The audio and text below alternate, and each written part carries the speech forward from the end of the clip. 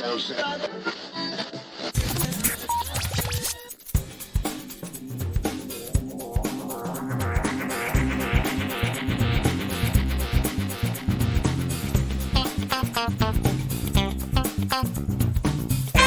welcome to episode 372 of Geektown Radio. I am back this week with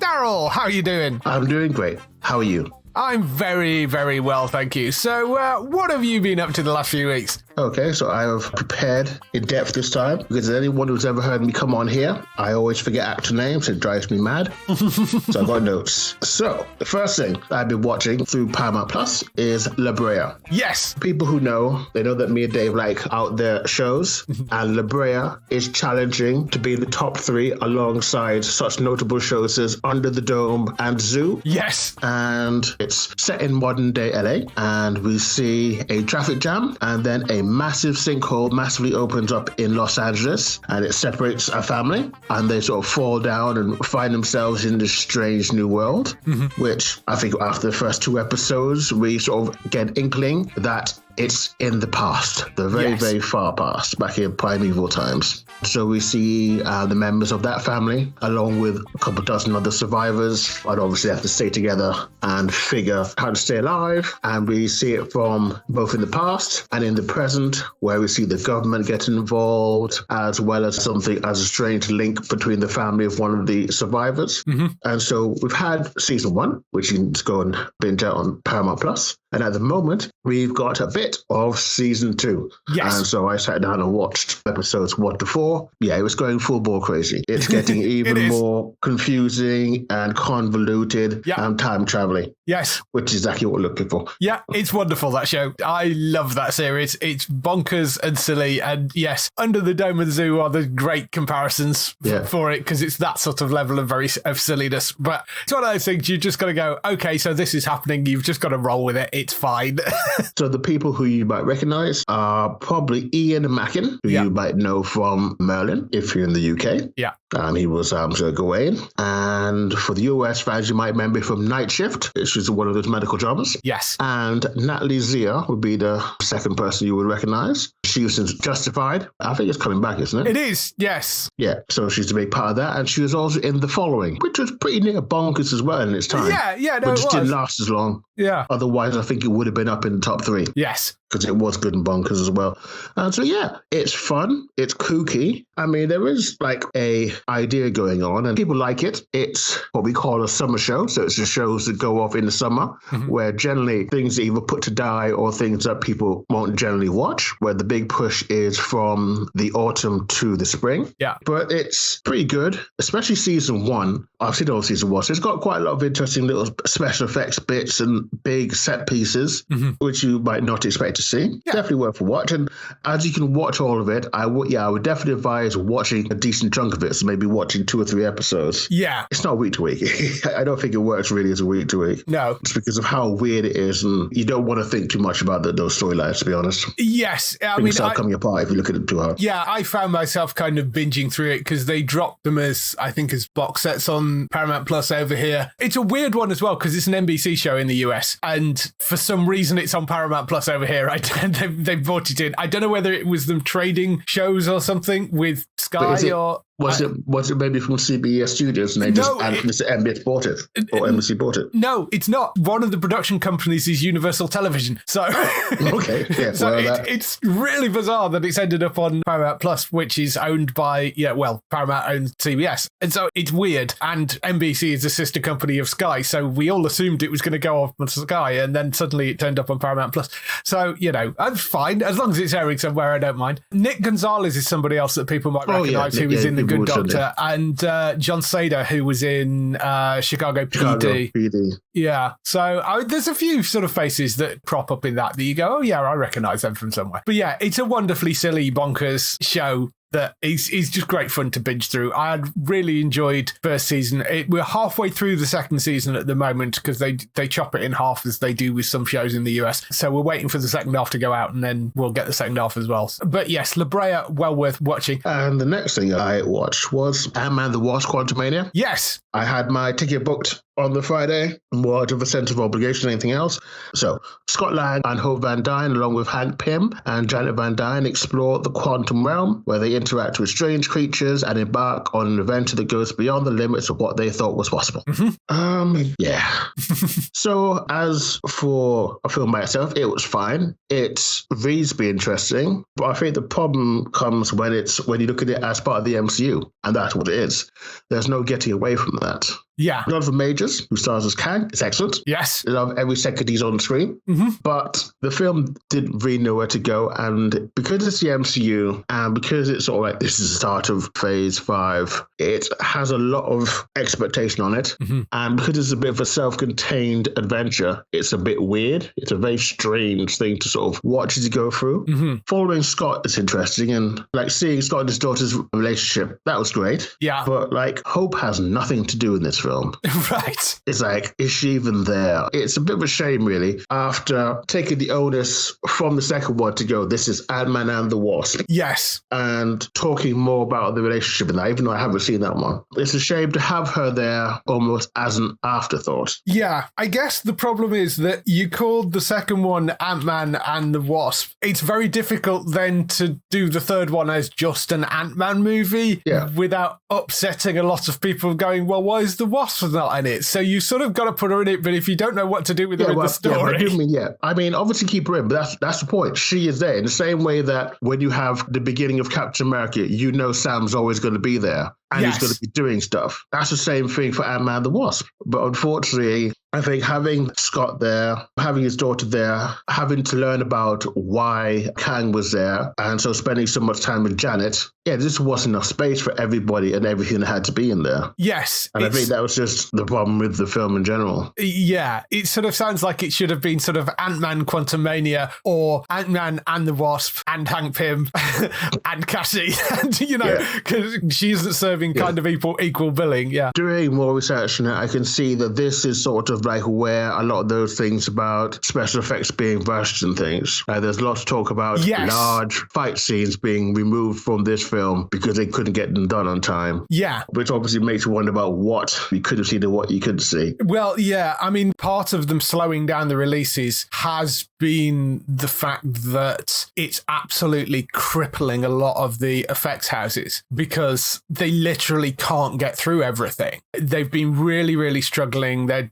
trying to get blood out of a stone was what one of the effects companies described it as. And the turnaround on some of these things for the amount of work has just been absolutely ridiculous. And they just can't get it through it all. I mean, you look at even some of the TV shows, they've got 8, 9, 10 effects houses working on some of these Marvel TV shows to try and get all the work through. So you can imagine for a movie, it's also going to be ridiculously difficult to get all this stuff done. And there just isn't the capacity to be able to do it, which I think is one of the reasons why they've ended up having to slow down some of the releases to take some of the pressure off some of those effects companies because they just can't handle it. It's getting kind of insane out there for them. Yeah, it seems strange that you could have one studio cripple the special effects industry like this. I guess some of it obviously has to do with coming back from everything and maybe just some growing pains on that side of things. But we'll have to see. I think there is a certain amount of that. And I think you're dealing quite a lot with possibly more effects work as well, particularly with some of the COVID shot protocol stuff as well, because they're having, they were having to do things in certain ways. So there's probably more stuff that need fixing in effects, which you don't see, regardless of the sort of big obvious effects that you do see. So I think there was possibly a certain amount of that which added pressure on. And it's just there's so much effects work out there because the effects work in TV has gone up. There are more movies coming out.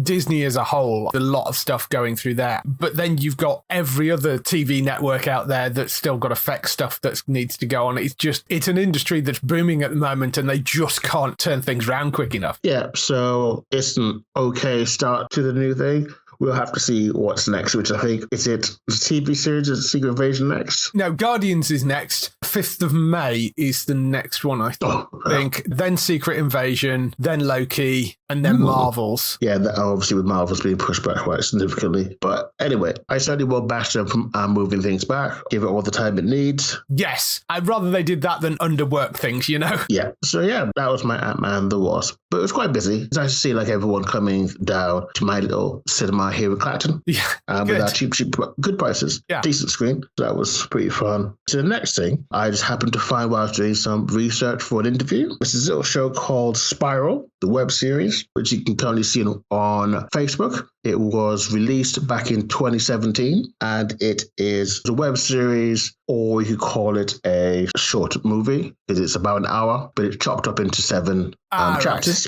Right. Okay. And it has some young, talented actors. Ones you might recognize would be Cody Kearsley from Riverdale, and he plays Moose. You might recognize Louisa Tronco. She played Gabrielle in The Order. Right. Enuka Okuma. She was in Impulse, that YouTube premium series, and also in Rookie Blue. Basically follows students at King's College discover that friendship, like karma, is forever, and everything that goes around comes around. It's set at a Canadian college. We follow this group of students living in a house near campus. And the protagonist, we find out once we get into the first episode, has these dreams. Recurring dreams that she's had for quite some time. She had them when she was younger, and then I think apparently they sort of stopped for a while, but then they returned recently. And you see her in period gear, so you can tell it's probably like 1800s. Right. And she's chasing someone. You don't see who she chases, you know that she's chasing someone. Basically chases it into this church. You see this person turn around and say it's all your fault before that person then kills themselves. Obviously, she wakes up screaming. And the sort of kick at the end is that at the end of the first episode, you find out that the person who she sees in her dreams is the former flatmate of the people who she lives with. Dun, dun, dun.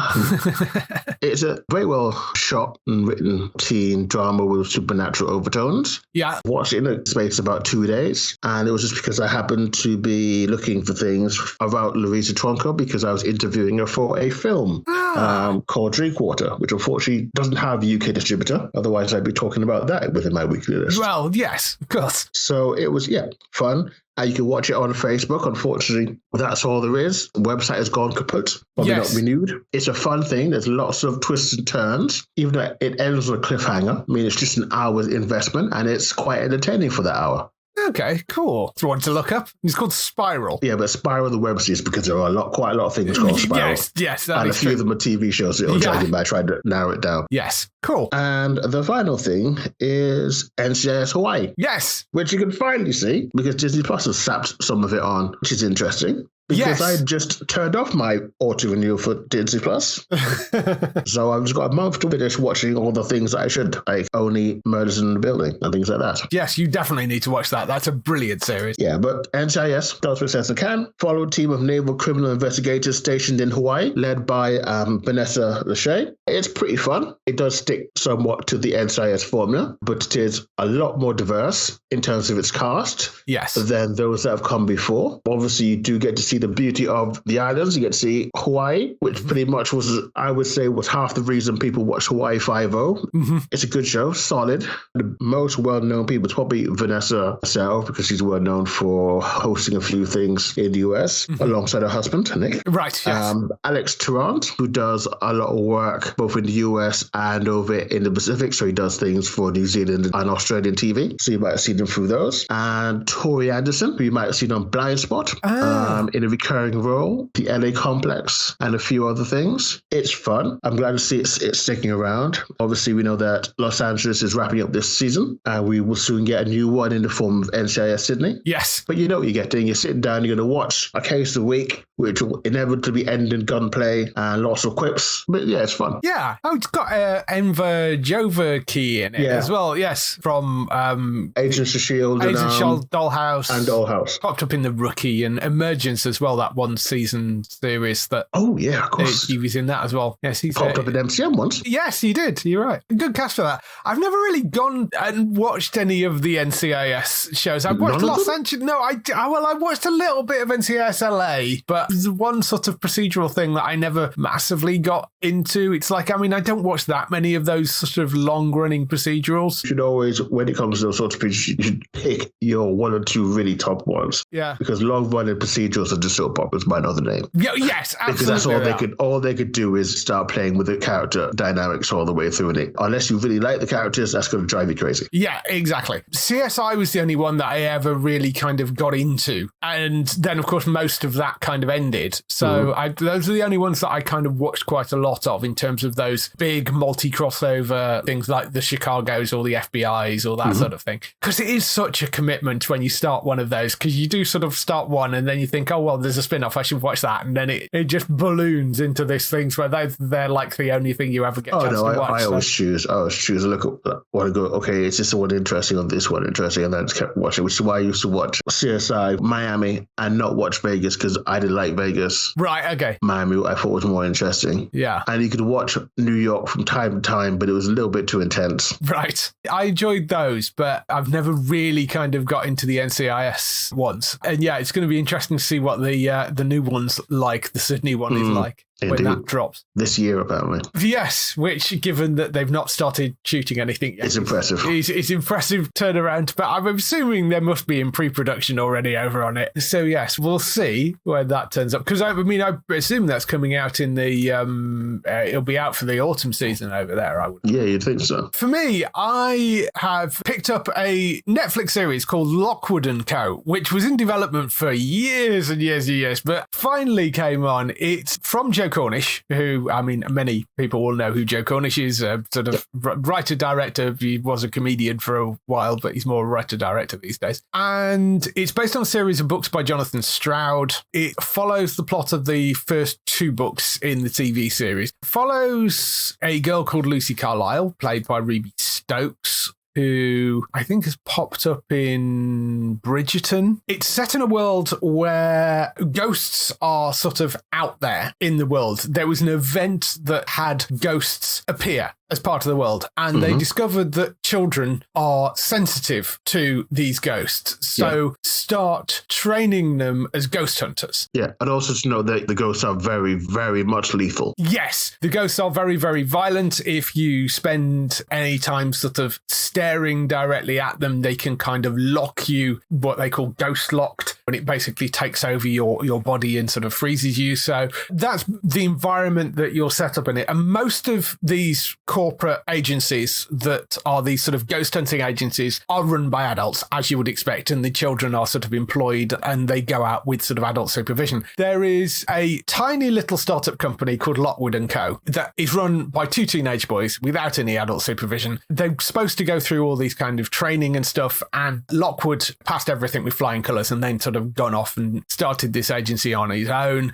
Lucy technically hadn't completed everything. She gets sent on this mission, which goes horribly wrong. She gets kicked out of the group that's in her local sort of area and ends up deciding to go to London, and nobody will employ her. But Lockwood sees something in her and pulls her into this agency. So they end up with this sort of this young girl and these two guys. The third member is a character called George. He is sort of their research guy, but they've all got some sort of various different gifts. Some gifts, the sort of, gift of sight, or being able to listen, being able to control or manipulate things. So there's various different sort of powers that the teenagers are gifted in various different things. That's pretty much the setup for it. And it's sort of following this group as they go ghost hunting, essentially, these three teens. It's 8 episodes long, the first season. The first sort of 4 episodes follow the first book, and the second 4 follow the second book. Really, really solid. Great little show. Thoroughly enjoyed it. Casting's really good. Got some interesting people that pop up, like Luke Treadaway, he pops up in there. Nigel Planer pops up in there as a guest role as well. Amanda Abington is in there. Good cast throughout. really quite solid. Very, very enjoyable. If you like those sort of Netflix teen drama-y things, it is very much in that kind of mold. Really quite enjoyable. I was kind of holding off watching it because you know what it's like with Netflix series. You don't know whether they're going to come back for a second season. And they leave some threads that they can pull on for the second season, certainly. And yes, it does. I don't want to say it ends on a cliffhanger. It ends on a mystery. It's a mild cliffhanger. Yeah, it's a mild cliffhanger. It's nothing that's going to have you gnashing your teeth. Yeah, exactly. It's not like a cliffhanger about, what happens to them all. There is a mild cliffhanger at the end of it, but go and read the books. I'm sure the books tell you what happened next. There's been no word on it yet, whether it's going to be renewed or not. I hope it does, because I think it's really quite solid. And yes, there are a lot of these sort of teen drama-y things around, these supernatural things, particularly on Netflix. You know, you've got things like Shadow. They've got a lot of one-season ones. That is true. You know, you've got Shadow and Bone coming back, and it's in that kind of vein, I guess, of that sort of teen kind of supernatural drama thing. But certainly solid. Definitely well worth going to check out. First season is up on Netflix right now. As I say, you can enjoy it as those 8 episodes. If it doesn't come back, then you've enjoyed 8 episodes of it. If it does, great, because there are places they can go with it. So, yeah, worth checking out Lockwood & Co., certainly. Definitely worth watching, yeah. Also on Netflix, Outer Banks is back for its 3rd season. I love this show. It's another teen drama, but as I've said before, it's basically The Goonies with a cast of a CW show. It's a group of teens that get caught up in this treasure hunt for this pirate treasure, and the 3rd season, you know, obviously you've got to make things slightly bigger and bigger and bigger each season, and it basically them looking for El Dorado in the 3rd season is where they've got to this time around. So it's silly, it's over the top, it's utterly ridiculous, but it's wonderful fun. The writing's great, the cast really bounce off each other really well. It's action adventure-y. It's way better than it has any right to be, and it's obviously going down well on Netflix because in a mad rare move they actually renewed it for a 4th season, and not saying a 4th and final season, they just said we're giving it a 4th season. That's sort of almost unheard of for Netflix shows. So it's obviously doing decent numbers for them, which is great. You know, I mean, I'm nice to see they're actually sticking by some of their stuff anyway. Have you watched any of this? I've not watched any of season 3. I'm currently on season 2. Okay. But yes, it's a very good show. It goes a lot deeper into the sort of friendships than most ones would do. I mean, I think you could agree that Lockwood really barely scratches the surface of the friendship between the two boys, whereas I think you have a far greater understanding of what links the central Pogue friends in Outer Banks since season 1. So I think that's probably one of the reasons that people really, really love it. And it's got a great cast, and they are very, very, very, very attractive, all of them. And they just run around having fun. It's just like one long, crazy summer. Yes, it basically is. I mean, it is them running about, having fun. There's very little parental supervision in the whole thing.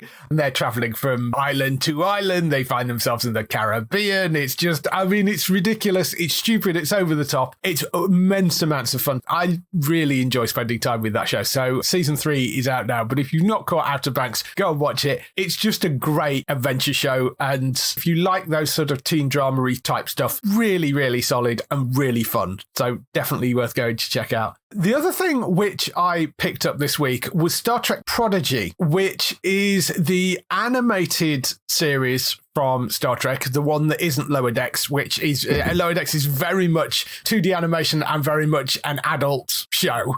Prodigy is the one that was actually made for Nickelodeon, and hesitant to call it a kid show. I mean, it is a family show, I would say. Yeah. It's in the same kind of area, I would think, as something like Jurassic Park Camp Cretaceous in terms of the audience it's aimed at. It's not just aimed at the kids, it's aimed at a family audience, definitely, I think. I mean, it is sort of kid skewed, but certainly in that sort of area. The basic setup for it is they start off on this prison planet where clearly the people that have been in prison there haven't actually done anything wrong. They're just sort of people that have been randomly kind of swept up and been in the wrong place at the wrong time and been sent to this prison planet by this local dictator, basically. You focus on one character who's called Darryl, who is this 17-year-old sort of maverick. He's kind of an unknown species, and he's looking looking for various ways to get out. Through the first couple of episodes, they stumble across this spaceship that's in a mine that they're mining. It's called the USS Protostar. Him and a bunch of other people that he meets along the way basically escape on the ship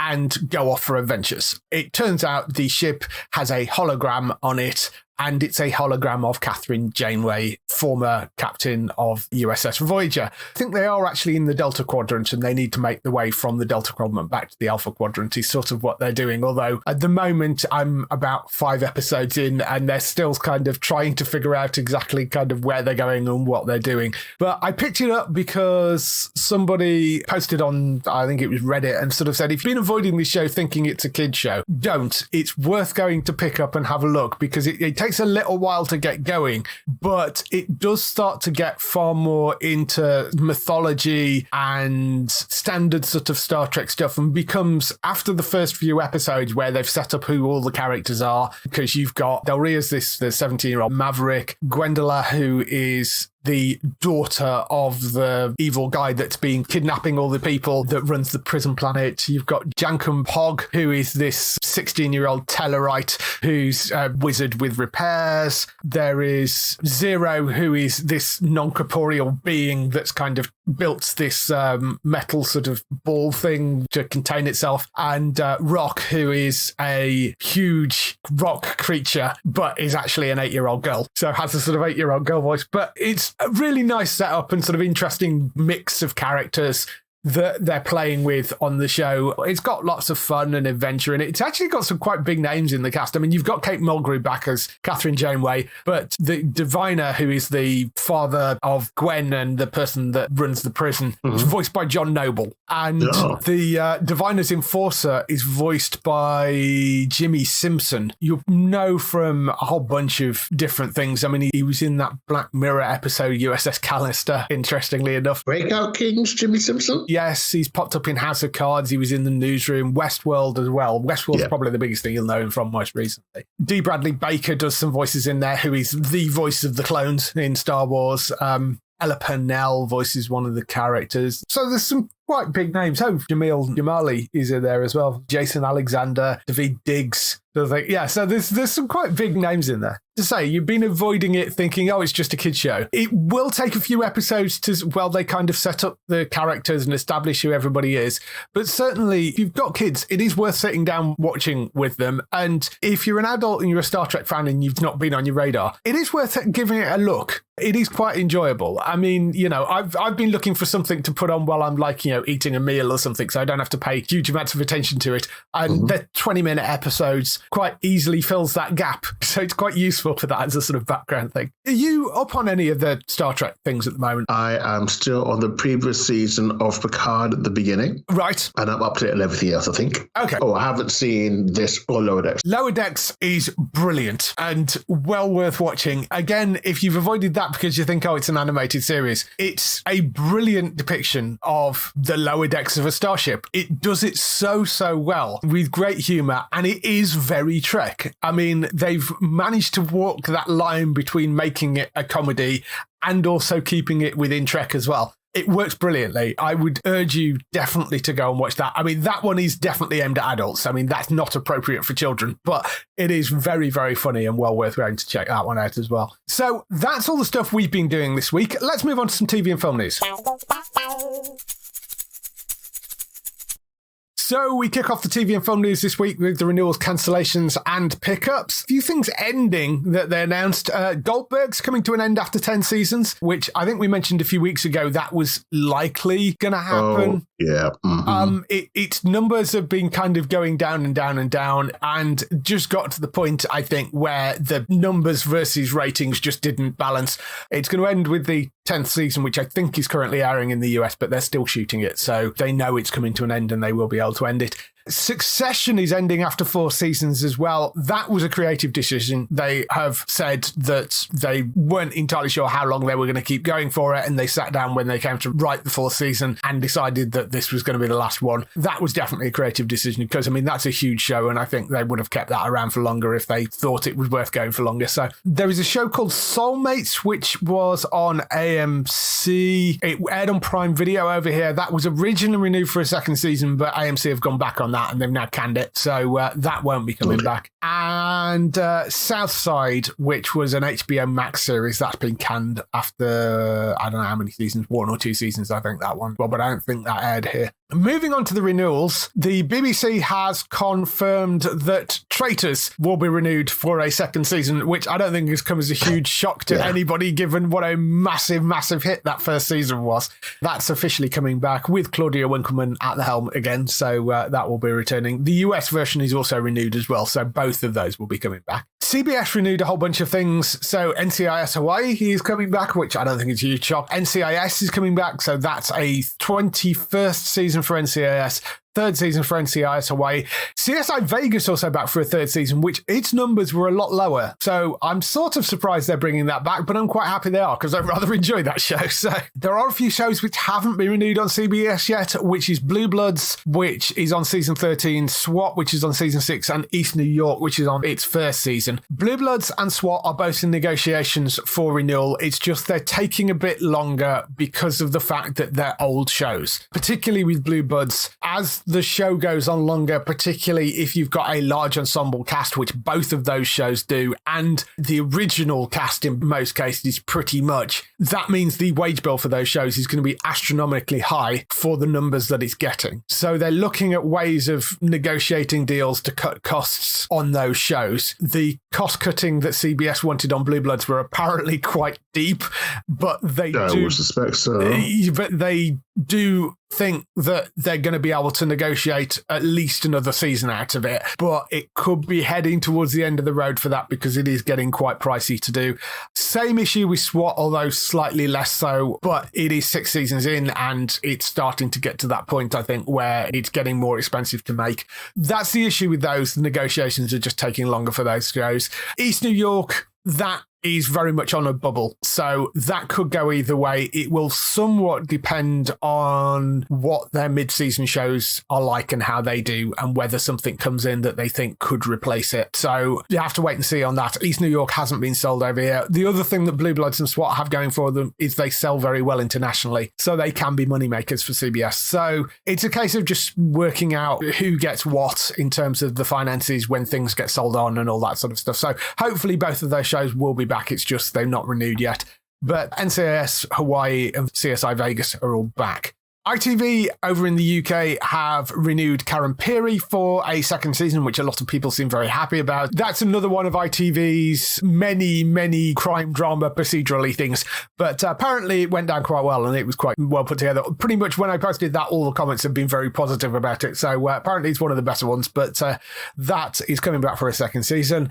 Death in Paradise over on the BBC has been renewed for 2 more seasons and 2 Christmas specials. That is not going anywhere, which I don't think comes as a great surprise because that's been a huge, massive hit for the BBC. So that will be back. When Calls the Heart has been renewed for an 11th season. That's by Hallmark. That was on Netflix for a while. And then Hallmark launched the Hallmark channel over here as one of the additional ads on Amazon. One of those things that you can pay like £5 or whatever it is to Amazon a month to get the Hallmark shows. And they took it back. So it's over on the Hallmark channel on Amazon now. The Rig has been renewed for a 2nd season, which is that supernatural drama on Prime Video that starred Ian Glenn, Martin Compston and Emily Hampshire. I rather enjoyed the 1st season of this. It got a very mixed response, I think. I've been meaning to watch it because it sounds interesting. I kind of thought when it launched that it was just going to be sort of a one and done thing. It's going to be a limited series, but very much ends on a cliffhanger. So I'm rather glad that they are bringing it back because I was really quite surprised when you got that ending and you're like, oh, okay, it's not a one-off. So, yeah, glad they've renewed that.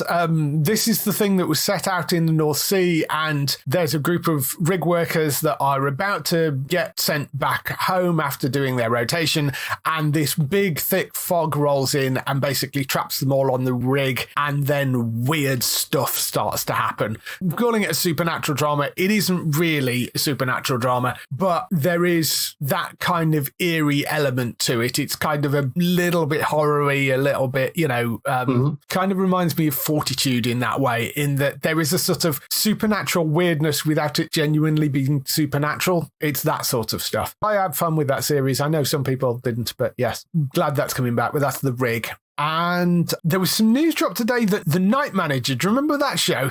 2016, yes. The one with... goodness. Yeah, it was, with Tom Hiddleston in the lead. And that is rumoured to be coming back for 2 more seasons in a deal between BBC and Amazon for Prime Video. So it'll be BBC in the UK and Amazon everywhere else. Ooh. But they are currently working on developing a second season of it, which, I mean, there have been rumours on that for ages. Literally since the first season came out, they've been talking about whether they were going to do a second season, but it looks like they may have booked it for 2 more seasons. Tom Hiddleston will be back for both of them. David Farr as well, who is the writer of the first season, will be back to write it as well. Note that has not been confirmed by the BBC or Amazon yet, but it looks like they're lining things up to shoot later this year. So it's yet to officially be greenlit, but it certainly is the closest we've come to it coming back. But I could stand to see more Night Manager. I really enjoyed that show. Pretty good. I guess they're going to probably look to film those pretty near to each other if they are going to get 2 seasons. I suspect that will be the case. It was a shorter run anyway, because it was only like 6 episodes. So yes, I think you're probably right. If they are going to get 2 seasons out of it, they'll probably try and shoot them back to back. Over in other bits of news, Stephen Fry looks like he has got a new gig. He is going to be the UK host of Jeopardy, which is a US game show. If you've not heard of Jeopardy, I'd be very surprised if you've not heard of Jeopardy, because, I mean, it's kind of a cultural sort of phenomenon, Jeopardy, as a TV show. Indeed. Jeopardy, the game show, they've done a couple of UK versions before. ITV have done it a couple of times. Channel 4 have tried it. Sky have tried it. But they're now coming back with Stephen Fry hosting it. It's going to be a 20-episode run initially. It's going to be coming to ITV in the autumn. I think basically what they're trying to do is steal Pointless's thunder, because it very much fits into that sort of game showy vein. And they are doing it as a daytime game show. That's the idea. So it's not going to be like a primetime ITV evening thing. They're doing it as a daytime game show like Pointless is. It seems to be going in that slot. Stephen Fry seems to be the best person to do that. He's a huge fan of the show, apparently. So yes, very much looking forward to checking that out, because I watch Stephen Fry in anything. He's wonderful. We have a couple of new premiere dates. One for SEAL Team, which is returning for its 6th season on Wednesday, the 8th of March. That's coming to Sky Max and Now. I'm glad that's coming back to Sky, because we were wondering whether that was going to go to Paramount, because that's where it airs in the US. But apparently Sky have done a deal, so it's sticking there. And we've got premiere date for Most Dangerous Game New York, which is coming Friday, the 10th of March to the Roku channel. This is a sort of sequel to the Quibi series, which Roku then acquired when Quibi went under, which was really, really good. I really liked the original of that. I mean, I say series, they were chopped into like little 10-episode, 10-minute segments, so it's only a couple of hours long, the whole thing. It's basically a movie. The first season starred Liam Hemsworth. This second season is starring David Cassandela, who is in the Umbrella Academy, and Christoph Waltz is back as well as Miles Seller. The basic setup for it is a person who is desperate for money for whatever reason volunteers to have themselves hunted through a city, and Christoph Waltz is the huntsman, and for every hour the person survives, they get $1 million. So that's basically the premise for it. That's the premise for the first one. This is the premise for the second one. David is playing a character called Victor, who is a down-on-his-luck fighter who will do anything to protect his sister. When he learns she's in trouble, he springs into action and basically offers himself up to go and be the hunted person in Miles's organised hunt across New York. It's also got Anna Gunn in it from Breaking Bad, Kiara Bravo from Cherry, Martina Ortiz-Lewis from Winona Earp, and Aaron Paul, who was in American Gods as well. So that's the rest of the cast. Really, really enjoyed the first version of that. I don't know what format the this is going to take, whether it's going to be a movie or whether it's going to be in the same format of the original Cribby thing, which I rather suspect it won't be because that was a silly format. I don't think it's going to be a full series, so I rather suspect it's a movie, but they were somewhat unclear of how they were doing that. But yes, called Most Dangerous Game at New York, and that's coming to the Roku channel on Friday the 10th of March. Does sound interesting. I feel like I've seen other shows in a very similar vein, but yeah. First season of it was edited together into a movie, which you can go and watch on Prime Video. Oh. So if you go and look up Most Dangerous Game on Prime Video, there is a movie version of it. It stars Liam Hemsworth, because there's a couple of things called Most Dangerous Game up on there. But there's a movie version of it that stars Liam Hemsworth, also stars Christoph Waltz. You can go and check that out and go and watch that. And that's basically the first one. And this will be the second one. And this will be in the Roku channel. If you're not sure about the Roku channel, if you've got Sky, you've got access to the Roku channel because it is one of the apps on Sky Q. I think it's on the Now boxes as well, so you can get it there. But it's lots of other places as well. And it's free. It's completely free with advertising. So you can go and check that out. There was a little bit of news about a show called The Dead Boy Detectives. It was originally commissioned for HBO Max, moving over onto Netflix, basically because of the fact that it's a DC Comics thing, but doesn't fit in with the Gun Saffron DC Comics stuff. So they're trying to move anything that's on HBO Max that doesn't fit in with that onto other things. So Dead Boy Detectives will be moving from HBO Max onto Netflix. We had, I think, in one season of Doom Patrol, Dead Boy Detectives actually showed up in that. It's going to be a different cast for the series, I believe, but the premise is the same. It follows two dead British teenagers and their very much alive friend who are a detective agency together. So that's basically the setup for it. But it's from Steve Yockey, who worked on The Flight Attendant and Supernatural, Beth Schwartz, who worked on Arrow, and Jeremy Carver, who is the man behind Doom Patrol. And it's a Berlanti production, so Greg Berlanti's except producing it as well. But those are the people that are behind it. I don't know whether you're aware of the comic books or you've seen any of the other stuff about this. I'm aware of it because I've been seeing the shooting news coming up about it, shooting in Canada. Yes. At the moment. So that's why I'm aware of it and I know like the premise of it. I didn't actually realize it was a DC thing. Yeah. I assumed it was a novel. It is a DC comic. I'm not sure whether it's one that got sucked in from an imprint or something, but it may have been a Vertigo thing originally or something. But it is technically a DC comic and the characters did appear, I think, in the last season of Doom Patrol, but they're going to be a different cast in this version as well. That is moving to Netflix, which is good news for the UK because if it had been on HBO Max, it could have gone anywhere. And if it's on Netflix, it's global. So it means we are actually going to get that. On to the main bit of news. There wasn't much of individual bits of news around. So what I thought we'd do is take a quick look at what's out on the US pilot slate right now. So we'll get an idea of what shows might be coming up in the future. It's been interesting pilots this year because usually we've got like tons and tons of pilots and a load of them go by the wayside. It's been very, very light this year. I think part of that is a mixture of cost cutting because all the networks are starting to tightening their belt a bit.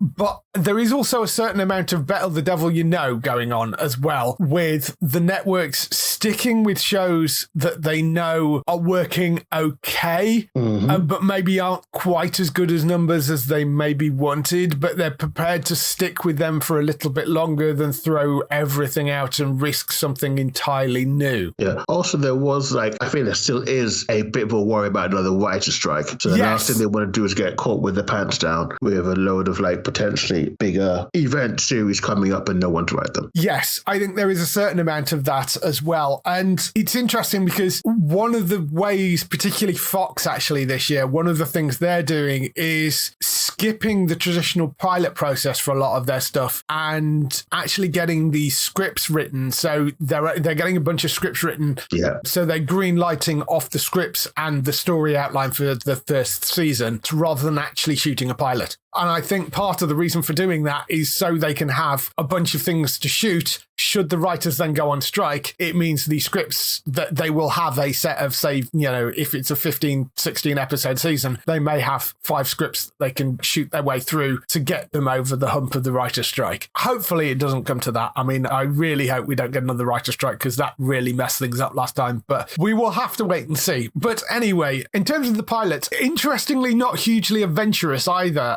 No. There's very little, in fact, I don't think there's any sci-fi on the main networks, partly because the one which hasn't got any pilots at all at the moment is the CW, and they were the people that used to do that sort of thing on a more regular basis. But the CW has morphed into this weird amalgamation of, it's got that Gotham Knights show coming up, so you've got that, and you've got Superman on there, but then you've got things like Walker, and then randomly golf.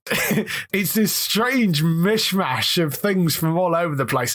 We don't know what's going to happen with the CW in terms of whether they're actually going to pick up more things or whether they're going to leave it as it is. Well, it's pretty much an open secret that 2 shows can get renewed, and I don't think they're picking up anything. So they have 2 shows that will be renewed from quite a list, which includes most of the shows that are now like All American and spin-off and things like that, as well as Supernatural spin-off and Gotham Knights in theory. Yeah. And shows like Kung Fu and that still haven't been renewed. So very much a nail-biting time for fans of those various shows. Because lots got to go. Yeah, so we don't really know anything about the CW stuff at the moment. So the other networks, so that's ABC, CBS, Fox, NBC, most of those are going down the route of medical procedural stuff, spin-offs, remakes, that sort of thing. The ABC pilot's one of the spin-offs which we've been hearing about for a while. It's called The Good Lawyer. It's a spin-off from The Good Doctor. It's from David Shaw and Liz Friedman, who are the people that are behind The Good Doctor. It's got Kennedy McMahon in there as the lead role. Felicity Huffman is in there as well. Bethlehem Million as well. It's a legal drama spin-off from The Good Doctor. It's airing as a backdoor pilot in whatever the current season of The Good Doctor is. Centres on Jodie DeGroot, played by McMahon, a promising young lawyer who is brilliant, funny and self-aware, but has an obsessive-compulsive disorder. So that's the sort of route they're going rather than going with another autistic savant. That's the setup for that one. I've kind of dropped off The Good Doctor. I don't know whether that was one you ever watched, but... I watched the first season and then I sort of dropped out. I made it a lot further than that. I mean, I dropped out last season, I think. I don't know, too many things and I didn't get back to it. Good Lawyer is airing as a backdoor pilot, which means one of the episodes of The Good Doctor will be an episode called The Good Lawyer, and then if that works, that's basically the pilot episode, and they'll go on and shoot a series from that. There is a thing called The Hurt Unit, which, as you might expect, is a medical drama.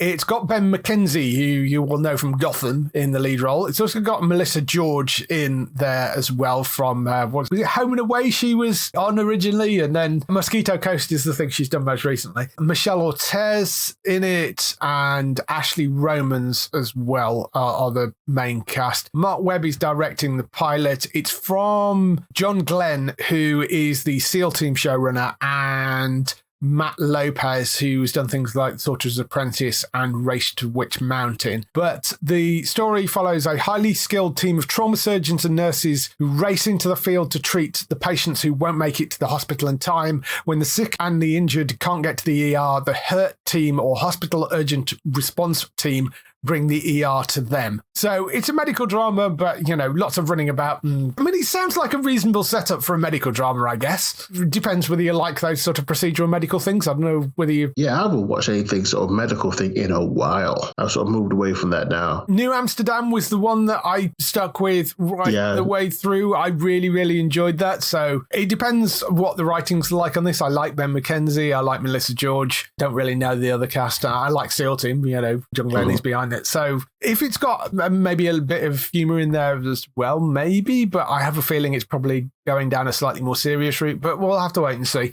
There is a show called Judgment, which comes from Joey Falco, who wrote on Charmed and Sleepy Hollow. No cast for this yet. Project plays out over 2 timelines. 15 years from now, a woman being vetted for a Supreme Court seat recounts her experiences at a prominent DC law firm in 2023, where the only thing more controversial than cases was her messy love life, caught between 2 feuding brothers. Now with a Supreme Court seat on the line, all of her darkest secrets are at risk of coming out, threatening her nomination, her reputation, and her marriage. So yes, it's set in the future, but calling back to the present day as the setup for that. I'm not massively sort of... That feels to me like it's not something which has is more long legs. for this world. Yeah, doesn't feel to me like it's got more legs than one season either. No, that I premise. think so. That premise sort of sounds like, where do you go with it as an interesting sort of starting point as a one-off season? Maybe That sounds like a mid-season. Yeah, called Judgment, that one. There's one called Public Defenders, which is a comedy. It's from Eddie Quintana, who wrote Acapulco, which is the Apple series. McGee is one of the exec producers on it. It's a single-camera comedy up to their earholes in student loan debt for inexperienced public defenders who work tirelessly to keep their clients out of jail. Along the way, they have to rely on each other to navigate their first defendants, the absurd court system, and the copy machine that always jams. Sounds like it could be quite fun. I guess don't get that many law comedies, do you? They tend to be far more serious, so that could be quite an interesting one. And there is a currently untitled project from Drew Goddard. Drew Goddard is the person that was behind the Daredevil series. He also wrote the script for The Martian, worked on Buffy and Angel. Rob Thomas is the showrunner Rob Thomas was the showrunner on iZombie. Yeah, and iZombie as well. So, yeah. And the cast is Caitlin Olsen, Daniel Sunjata from Graceland, Javanka Leslie, who in Batwoman, Denise Akides from Flight Attendant as well. Caitlin Olsen for Always Sunny is probably the thing she's best known for. This is a drama. It's a single mum with 3 kids and an exceptional mind helps solve unsolvable crimes when she rearranges some evidence during her shift as a cleaner at the police department. When they discover she has a knack for putting things in order because of her high intellectual potential, she's brought on as a consultant to work with a by-the-books detective, and together they form an unusual and unstoppable team based on a popular Friends series called HPI. Yeah, I mean, sure, fine. I don't think it's particularly original. The thing that I think this has going for it is... it says right there, it's based on the popular Friends series. Well, yeah, I know, but even the premise itself, I know it's not original because it's based on... it is, getting a non-detective to do detective things isn't. Yeah, exactly. So, I mean... Probably done better with Instinct. Shame they cancelled that. I should have kept that going. Yeah, I mean, Instinct was a great show, and it is in very much that sort of same wheelhouse. The thing that this has going for it is writing from Drew Goddard, who is a great writer. And if Rob Thomas is showrunning for it, it's probably going to be very much in the dramedy kind of area, I would have thought, because that's the sort of thing he does quite well. iZombie was a sort of detective drama-y thing as well, or that dramedy kind of area. So I think there is potential there, less because of the premise and more because of the people behind it. That's not got a title at the moment. We don't know what that's going to be called, but French series was called HPI. That's all the stuff for ABC. The other thing is, if they're all ABC shows, the chances are that we will get them because we'll get them on Disney Plus as well. Over on CBS, there is a show from Robert King and Michelle King, who are the people behind The Good Wife Fight and Evil. It's got Carrie Preston from The Good Wife and The Good Fight. It is a Good Wife spin-off called Elspeth, who is one of the characters from The Good Wife, The Good Fight. After a successful career in Chicago, Elspeth Tisconi, an astute but unconventional attorney, utilizes her single point of view to make unique observations and corner brilliant criminals along the NYPD. It's another spin-off. It's got a brand behind it. If you like The Good Wife and you like The Good Fight, chances are this is going to be one for you. I think they've got to do something quite wrong with this for it not to get picked up, I would have thought. Yeah, I think it should be well. I think, The Good Wife, Good Fight fans are pretty dogged and they tend to stick with all those things. So I think it has a lot of a ready-made audience right there willing to watch. Well, yeah, exactly. There is an audience there already. It seems like a bit of a no-brainer, that one. I mean, I didn't watch either of those shows, so assuming the character is one that people want to follow, then sure. So there is a comedy called Jumpstart, which is based on a popular comic strip that debuted in 1989, set in Philadelphia. It's a multi-camera comedy, follows Joe, a cop, his wife Macy, a nurse, and Joe's partner Crunchy. Joe and Macy are young, hip, urban parents with old school values who are willing to sacrifice their kids and have some laughs doing it. I mean, it really doesn't. I mean, I know it's based on some sort of comic strip, but I mean, that sounds like every other sitcom out there. Yeah. There is a remake of Matlock with Kathy Bates, who most recently seen in American Horror Story, but, after achieving success in her younger years, the brilliant Madeline Matlock rejoins the workforce at a prestigious law firm where she uses her unassuming demeanor and wily tactics to win cases and expose corruption from within, inspired by the classic television series of the same name. I can sort of see this working. I think Kathy Bates could be great at this. It's a pretty loose inspiration. Well, yeah, I mean, it is. The writer, who was the creator of the new Charmed series, that's the person behind it. She also did Jane the Virgin. So I would guess there's some sort of dramedy stuff going on there maybe as well. But Jenny Snyder-Ehrman is the person that's behind that. And I mean, Kathy Bates is great. So I can sort of see that working. There is one that they have actually ordered to series. Stars Justin Hartley, who, of course, people will know from This Is Us, and Smallville is the other thing as well. It revolves around a survivalist called Coulter Shaw who roams the country as a reward seeker and uses his tracking skills to solve mysteries as he contends with his own fractured family. Sounds a bit like Reacher, to be honest, but yeah. I need so much more explanation of what any of that means. For instance, like the survivalist thing, do they mean like a Doomsday Prepper style survivalist, or do they mean like a Bear Grylls style survivalist? I'm guessing they mean a Bear Grylls style survivalist. There's elements of sort of a MacGyver-y sort of thing going on, I suspect, of that sort of being able to make things out of stuff around them. So I think there's probably a certain amount of that, a certain amount of the sort of Reacher wanderer wanders into town, gets involved in a case and then wanders off somewhere else. So I think there's that sort of stuff going on. The writer is a guy called Ben H. Winters, who doesn't seem to have done a huge amount of other things. But I mean, Justin's great. Could be a solid lead. He's an EP on it as well. But it's called The Never Game. And we'll see whether that turns up here somewhere. Over on Fox, they have one pilot at the moment, which has been ordered straight to series. So this one is coming. Who knows where it'll land over here. It's another animated series, which Fox have an awful lot of. It's a show about men trying to find purpose in a world where they're no longer needed. It follows brother Mark and Hank Hoagies suddenly find themselves with no job when Glanton Town hot dog factory switches over to automation. Lucky for them, the town started a radical universal basic income pilot program that gives all residents of Glanton Town $3,000 a month, no strings attached. Now Mark, Hank and the rest of their local buddies are once again kids in the summertime, overflowing with the perilous combos of free time and stupid ideas. Universal Basic, guys, it's called. It's coming ordered for 2024. We generally get quite a lot of those Fox animated series either on E4 Channel 4 or if they're Disney produced, get them on Disney usually, although this one I don't think is. But that one is coming. Over on NBC, there is a drama called Found, which has been ordered for series. This is from Belanti. It's written by Ncheki Okoro Carroll, who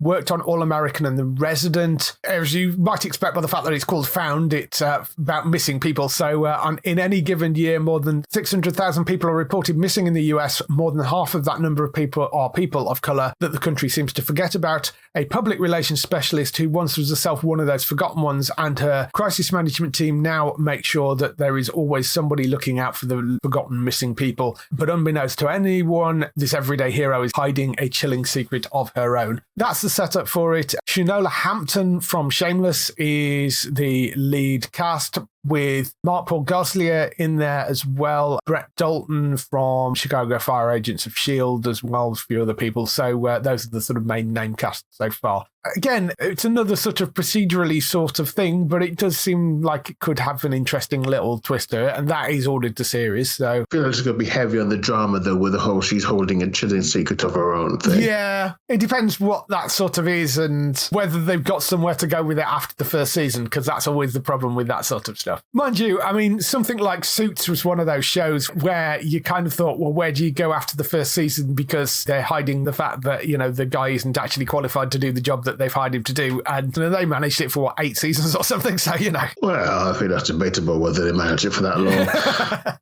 Maybe they just kind of forgot about it and it just got away with it after that. But yeah, there is another one called The Irrational, which has been ordered to series. This is Jesse L. Martin from The Flash. This is his new gig. It's a world-renowned professor of behavioral science, lends his expertise to an array of high-stakes cases involving governments, law enforcement, and corporations with his unique and unexpected approach to understanding human behavior. It's based on a book called Predictably Irrational. Doesn't this just sound like Lie to Me? Well, yeah, a bit like Lie to Me because of it's about reading human expressions and things like that. Yeah. But it's also, as I say, just like the one that we saw before based on HPI. It's just like a monk or something like that. Just another quirky person working with the police. Sort of, I mean, it isn't just the police in this case. That's the reason I thought Lie to Me is because Lie to Me wasn't exclusively a police thing. It was also corporations and government agencies and that sort of stuff. So behavioral science person that... And I think in this one, particularly one of the co-stars is the FBI agent, so who sort of... Right, So I think it's very much that. But yeah, I mean, I think I'll give it a watch just because it's Jesse L. Martin. Yeah. So if it gets picked up, definitely worth checking out just for that, really. Yeah, Akira Leanne Mittman is the writer behind it, and she's worked on wonderfully bonkers series like La Brea and Timeless, and she also worked on Elementary as well. So I think that would be an interesting one to give a shot to, but that's called The Irrational, and that has been ordered to series. So those are two which are definitely coming. They have got a bunch of other things as well. There's Murder by the Book, which is from Jenna Bans, who is the Good Girl showrunner, and Bill Krebs, who is the EP on Good Girls. It's got Renetta in the lead role, who is one of the cast of Good Girls, so it's very much the Good Girls team behind it. A big city insta-famous book reviewer takes a page from murder mystery books that she reviews and becomes an unlikely detective to uncover the shocking truths about an eccentric seaside town, which sounds a little bit like Murders in the Building setup. I mean, it's a drama rather than a comedy, but Murders in the Building, that's very much this sort of thing. There's an Apple show, which is a podcaster that basically does that as well. It's not exactly leaping out of being kind of particularly original, that one. Yeah, they're not taking a great deal of chances. No, they really aren't. There is one called Non-Evil Twin, which is from Amber Ruffin, who is writing and starring in it, and Kenny Smith Jr. is also a writer he's a huge part of the Blackish franchise.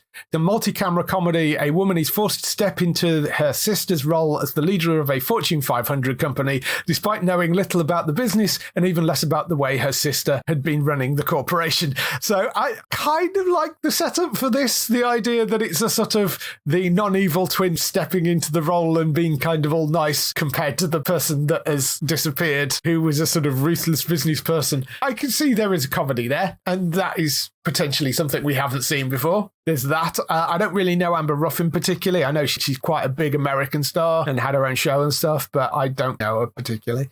There is St. Denis Medical, which is another comedy. This is from Justine Spitzer and Eric Ledkin, who were the Superstore guys. It's a mockumentary about an underfunded, understaffed Oregon hospital where dedicated doctors and nurses try their best to treat patients while maintaining their own sanity. Mockumentary set in a hospital from the guys that made Superstore. Sounds reasonably solid, I would have said, in terms of what it could be. I mean, it's one of those things that until you actually see it, it's going to be very difficult to judge that one, but... As a setup, I think, and for the people behind it, I think that's got possibilities. There is a project from Mike O'Malley, which yet to have a title, but Mike O'Malley, he's the EP showrunner on Heels. He's also an actor as well. He popped up in Snowpiercer. The cast is quite interesting. It's John Cryer from 2.5 Men and Supergirl, Abigail Spencer from Timeless, Donald Faison from Scrubs, Finn Sweeney from Impeachment American Crime Story, and there is a newcomer in there as well. But centers on a former married couple played by Cryer and Spencer called Jim and Julia. After an amicable divorce, the exes decide to continue to raise their kids at the family home while taking turns on who gets to stay with them. Navigating the waters of divorce and child sharing gets more complicated for Jim when the owner of his favourite sports team, Faison, enters the picture and wins Julia's heart. So it's a sort of comedy love triangle thing. I mean, the cast is good.